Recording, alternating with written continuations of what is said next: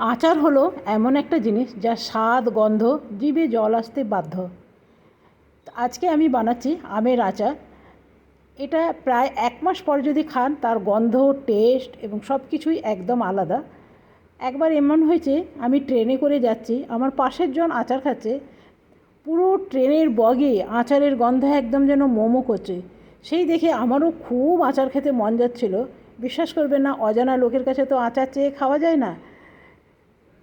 আর আমি আচারের মধ্যে কী কী দিলাম সেটা একবার বলে দিই। দিয়ে দিলাম 5 ফোড়ন গুঁড়ো, দিয়ে দিলাম গোটা মৌরি, কালো জিরে, দিয়ে দিলাম হিং, নুন, হলুদ, লঙ্কা গুঁড়ো, সব রকমই আছে।